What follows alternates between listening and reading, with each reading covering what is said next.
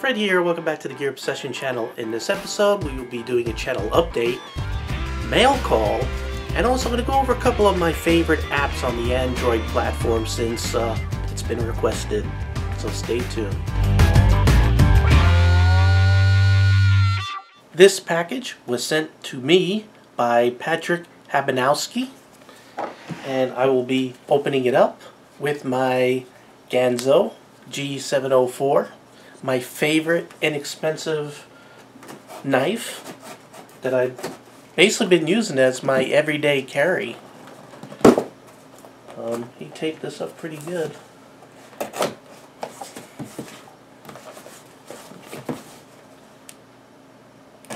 There we go. Let's see what we got here.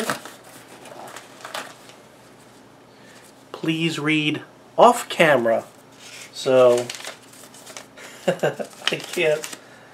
can't read it. I can't read it to you on camera. Oh well. I'll be right back. So what Patrick has sent me is a tank here, or dropper, and some juices, and this card from Gorilla Vapes. Now in the letter he told me not to read on camera. It does says that he sent me juices that are zero nicotine. He watches my channel because he knows I generally vape zero nicotine. He points out that Gorilla Vapes has childproof caps, which is my favorite, and does have the bottled date, has the milligrams labeling of the flavor. It has all, a lot of the things that I like, if not all the things that I like in the packaging. And he states here that these are his favorite juices from Gorilla Vape. So we'll go ahead and try that in this video. But I did want to go ahead and show the card off here.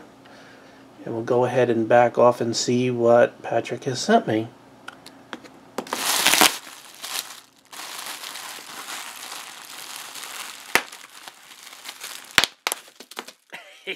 Bubble wrap. Ooh, look at this. Wow.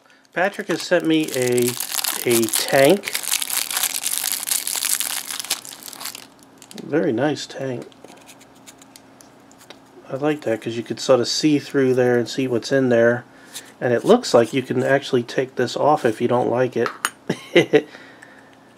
And have that there if you want. But I think it's made to have this on there like that. So, give me a tank to go ahead and try these juices out, which are his favorite. And let's take a look at what juices we have here. I'll tell you what, I could smell them already.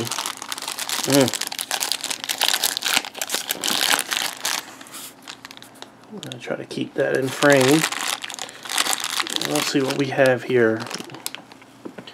And of course, I'm not going to be able to pronounce half the things. These are all from Gorilla Juice, or GorillaVapes.com, and I can see the Made in America there, and we have the warning label about nicotine and 0 milligrams, and what I really like, child-proof caps, and we have a built-in dropper so you don't have to find a pipette or get a separate tank for, or a separate one of these to fill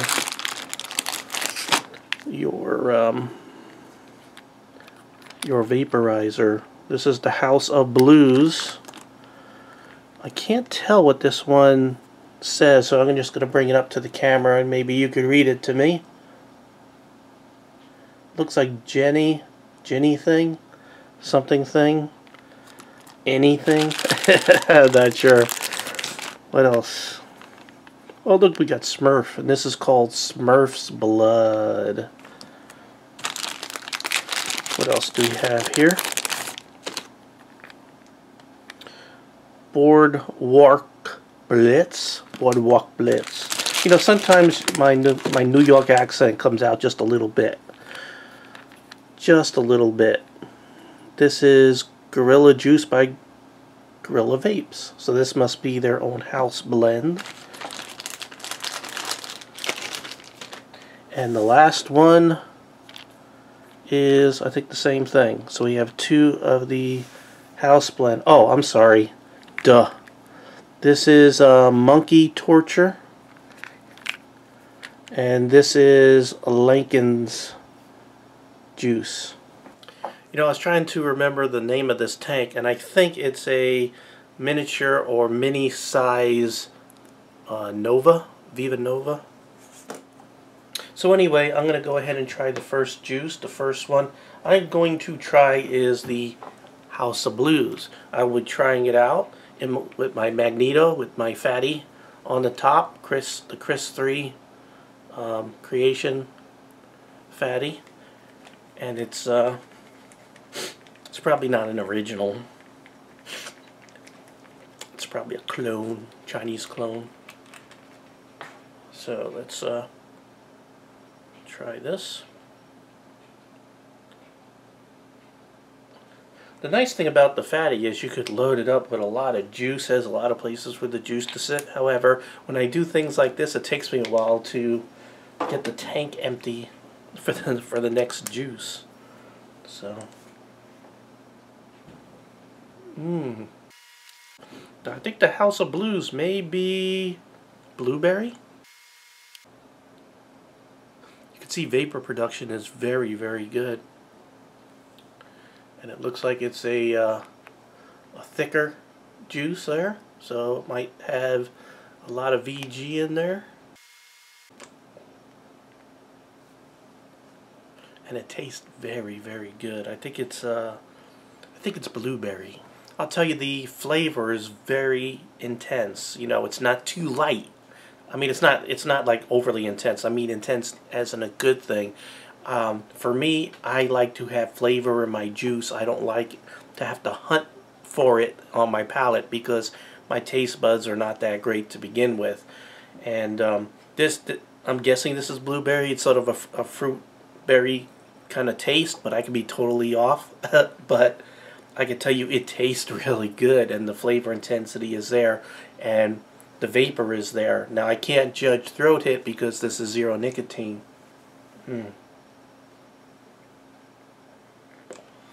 So that is it is very, very good. And I was looking at the website real quick, and I see that the prices are very, very good on the juices.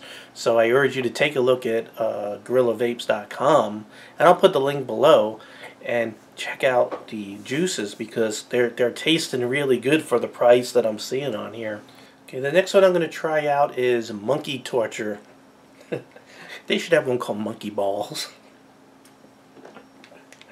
Monkey Torture.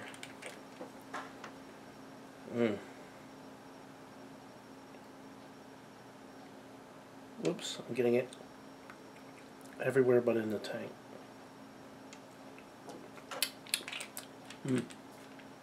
Tastes very good.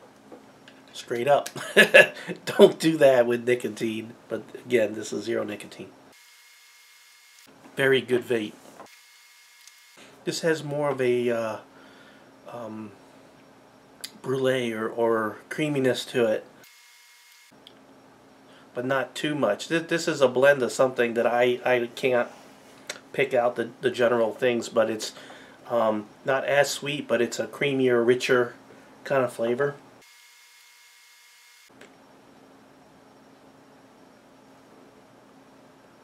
You know what I really like about this is that, you know, you had the flavor there, but when I went ahead and breathed through my nose a little bit, it has a very nice scent to it also. It doesn't just taste good, it smells good.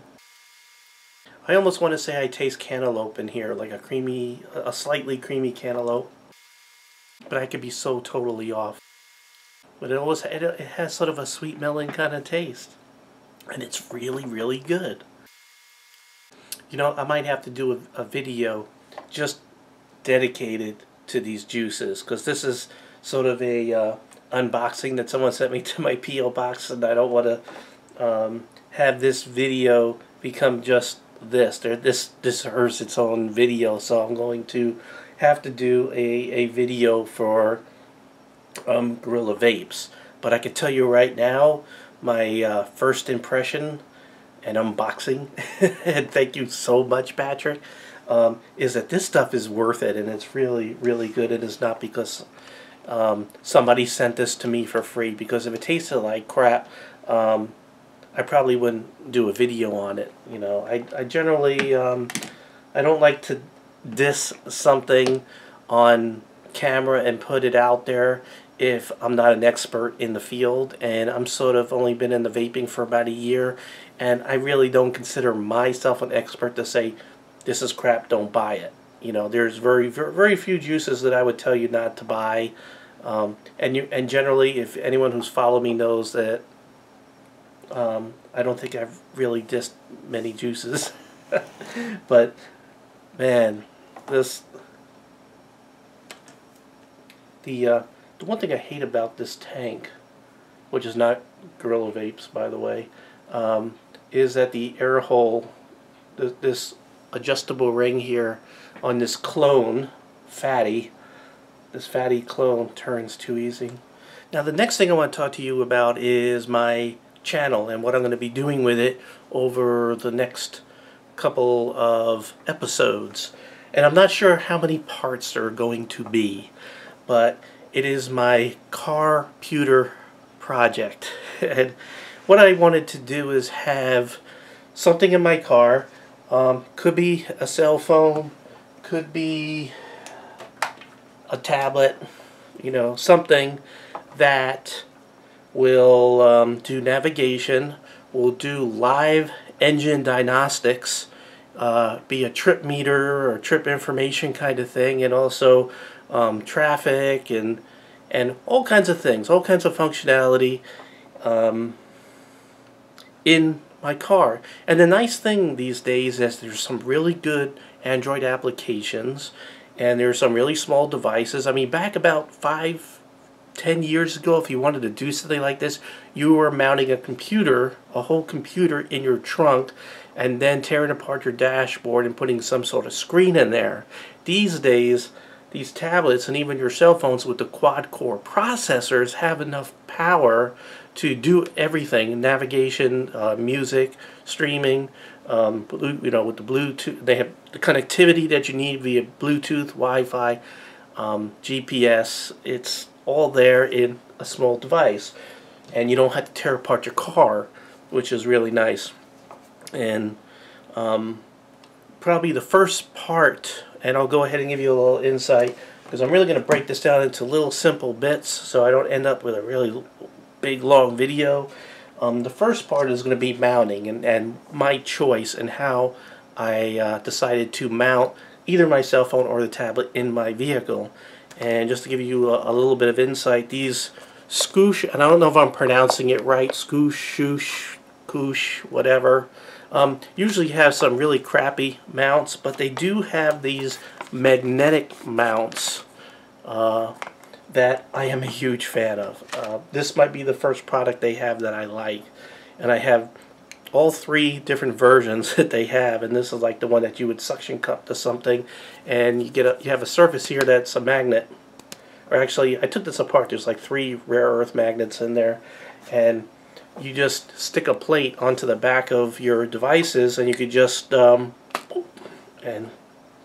it's not coming off. This is really strong enough to hold a tablet, and it holds it really good. As a matter of fact, I put one of these on my motorcycle, and I put a GPS on there, and it held it perfectly fine. It didn't come off. So I'll be talking about the mounting and how I mounted it and show that off as the first part of that series, and then I'll go into a lot of other things. Now, in the process of looking for all the apps that I wanted in my car computer, I did find some other ones that were really neat, and I know several people have expressed the desire for me to show off a couple of Android apps that I feel are really cool. So let's check these out. So what I want to bring to you is basically 2 free apps that I really like, and then 2 paid apps that I really like. And if you really like the way that I'm doing this, maybe I'll do it more often. So go ahead and put something in the comments below whether you would like me to review some apps or not. anyway, I'm going to be talking about this particular app in more detail in my Carputer series that's coming up, but it's called Car Home Ultra. And they have a free version and then they have a paid version. Now what I had to do is I had to move my cell phone up a little bit so you cannot see my address that would be listed here on the very top just out of frame. What this application is for is to be a launcher for applications while you're driving. So you're not hunting for little teeny icons. You just have a couple of basic applications that you would use in your car, and you could go ahead and choose them on a menu system. You know, just like your regular launcher on your cell phone, just optimized for driving. You also have a couple of widgets here on the side. I have the time, compass, and weather, and you can change any of these widgets to some other ones if you like. You could put a speedometer, altimeter, your battery life. You can sort of change those widgets a little bit within the application. And then you have all these applications. What you could do is you could program, if you press and hold this, you could choose what application you want in that window. And you could have several panes of these that you can go ahead and select. So really, really cool. This is sort of what I'm using as the centerpiece for my Carputer, whether it be on my cell phone or be on a tablet. This is the application that I'm going to use. And I'm not sure if I mentioned it, but I had said that it lists the address above here. Also, it announces as you enter each city, the city, like you are entering, you know, Las Vegas. You are entering as you, because it works, it knows where it is.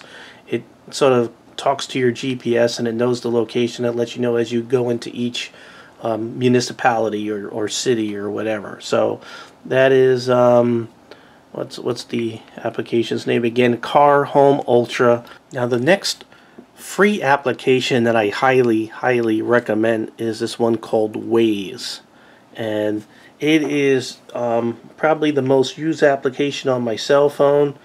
And what I want to do is sort of bring this up away from my house so you can't see where I live, but let's bring it this way. What's really cool about Waze is you could see other people who use the Waze program on a map, and you drive along the road. This is a full navigation program. It can do turn-by-turn navigation. It speaks, but it does much more. This was developed in Israel and by a company in Israel, and then it was bought recently by Google. And what's really cool is people will report where police are. It also has where the stoplight cameras are, and it also has live traffic. It'll actually, and it is so accurate because it's all real time. People are, you know, pressing the button, reporting all these things live, these reports. You could even report gas prices, police, traffic accidents, just everything that relates to driving, map issues, cameras, hazards, traffic. And you could, and when you press traffic, you can sort of put in the amount of traffic, whether it's moderate, heavy, standstill. And, you know, I live in an area that doesn't have, you know, on a normal type of GPS, it never covers it. You know, I just live out in the middle of nowhere and there's no good coverage, but there's enough Waze users just about everywhere in the country that even in my remote area, it's dead on accurate, and it predicts when you're going to get home based on traffic or when you're going to get to work based on traffic, and it's usually within a couple of minutes. It is that dead balls accurate. It is super. So that's a Waze, spelled W-A-Z-E. Perfectly free app and highly recommended. Okay, now the next set of applications cost money, and I think the one I'm about to show you is I think $4 or $5, somewhere around there. One is like $4 or $5, one is close to $10. I can't remember which is which. But the first one is called Flight Radar 24. They have a free version, but this is the Pro version, Flight Radar 24 Pro. And I'll go ahead and start that up. I'm going to bring this off camera for a moment so I can sort of zoom off of my location. Actually, it is sort of off my location already, so that's fine. So what you are seeing here is live aircraft, and I selected here the Virginia Beach area. Used to be stationed down here in Norfolk for most of my Navy career, and you can see aircraft flying right there. I'm going to go ahead and just let that sit still, and you can actually watch them move. Now, let's say you want more information about a particular aircraft. You could just go ahead and click on it, and it's going to show you the track, and it's supposed to show you a picture. Let's select a different aircraft. I'm going to go ahead and close this. We got one going into the airport here. Oh, and of course, usually you have a picture. Let's try that one. There we go. Okay, so this one's going from JFK, and it's going to Panama City. Yeah, Panama City spring break. And it tells you this is a 737. The registration of the aircraft, model, altitude, it's at 36,000 feet. How many knots? 432 knots, and it's going 209 degrees, which is that direction. And what's really neat is if I were to zoom out on this map, we should probably be able to see it going all the way to Panama City, the track. Let me see if I can zoom out there. Take a little while to refresh there. Look at all the aircraft all crunched up there. And we'll go ahead and it takes a little while to refresh. This is an older tablet, or not really an older tablet, but a slower tablet. So actually, it's I think you got to hit this button to see the actual track. Nope. Oh well. It made me a liar. Look at all that traffic. Look at this big guy right in the middle. Click. Whoops. Where's this guy going? This went from London to Orlando, Florida. You can see it's going down to Orlando, Florida. And it's at 40,000 feet. Angels 40. 460 knots. Tracking at 229 degrees true. And they're squawking. That's their mode 3. That's what they're squawking that air controllers can see on their console. It's squawking 6731.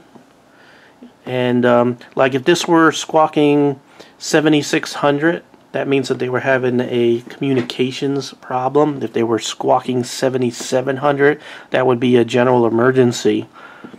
But generally they just squawk a code that their air controllers can use to identify them from other aircraft. I'm probably getting into too much detail on this, but I find this, you know, personally very interesting since I was an air intercept controller for a lot of my Navy career. Although I do the opposite of, or did the opposite of what air controllers do. Air intercept controllers bring aircraft together. Air controllers try to keep them from hitting each other, keeping them apart. But really just cool app. And what you could do is you know, if you have somebody who's going to be on an aircraft, you could go ahead and track them. Or if you just you know, love aviation and things like that, this is just one really cool app. Now if you are more into marine stuff, as in boats and ships and everything, they have the equivalent of the aircraft in the ships, in nautical stuff. And this is called Boat Beacon. And you know, most boats have to report their position in using an AIS system. Go ahead and look that up. I don't want to go into too much detail, but I'm going to go ahead and sort of go off into the same area down in Norfolk. I needed to go further south here. Let's see, there we go. Get down to the Hampton Roads area here in Norfolk. Oops, I almost turned my How do I cancel this? I don't want to. There we go. So here's all the ships down in Norfolk. And you can see ships moving. Now these are the piers. And this is the naval base where all the ships are at. And let's see, it takes a while for the boats to pop in. Here's one going in and out of the channel. And we can, oh, that's a cargo ship. I could click on that and get some specific information. So there is a picture of the ship. You could actually click on it, it'll bring you to a web page where you could get a lot more specifics on the ship. But this is a, I can't pronounce the name of the ship there. But it tells you the type of ship, its underway using its engine, its course, its speed, its destination, oh, you know, just all kinds of cool things. Its closest points of approach, its CPA. It's really, really cool. Let's see if we can find another ship that's interesting. Here's one just went through the Hampton Roads Bridge Tunnel. This is another cargo ship. And this is called the Sudair. And you know, some of these say the flag. Yes, it's Saudi Arabian. Let's go back. So, you know, if you're somebody who has a boat and you're out there, and this could be sort of your cheap AIS system where you can see other ships that are reporting themselves with that AIS system. Let's see what else we got here. I think we got a tanker here. This is a US tanker. Now, I can, like I said, I could click on this. It will bring up the web page at the marinetraffic.com/AIS, and it could give you even more details on the ship. It's a replenishment vessel, and you got an ad here if you are looking for Asian women. And there's a picture of the ship right there, and you just saw where it was live using this application. Really, really cool. Really, really cool. There's Virginia Beach right there. Whoops. Could zoom out a little bit, see some traffic out there. Another cargo ship. Mid-nature tanker. Mole. This is a cargo ship. So it's kind of slow. It takes a while to update, but eventually it updates. And see, you can see them pop in there. Some of these could be shore stations. Pilot vessel. This is a pilot vessel. Usually the pilot vessels or pilot ships, there's like when your ship's pulling into port, the pilot vessel will come alongside and someone off the boat will get onto your ship and then guide you in inland where you know, they're an expert at their port where they can, you know, help you get in. So especially if you're pulling into a foreign port. So there you go. Really cool. By the way, you could also use the satellite view, but it slows things down. But you can, instead of looking at this map, you could also look at a satellite view. Well, it's about time to start wrapping things up. I want you to be aware that the application Waze, those maps that you see on there are online maps, they're not offline maps. So just be aware that you are using a little bit of data as you utilize that app continuously. So if you're somebody who has a very small amount of data in their data plan, just be aware of that. But it doesn't use that much. It's not terrible, but you are using some data.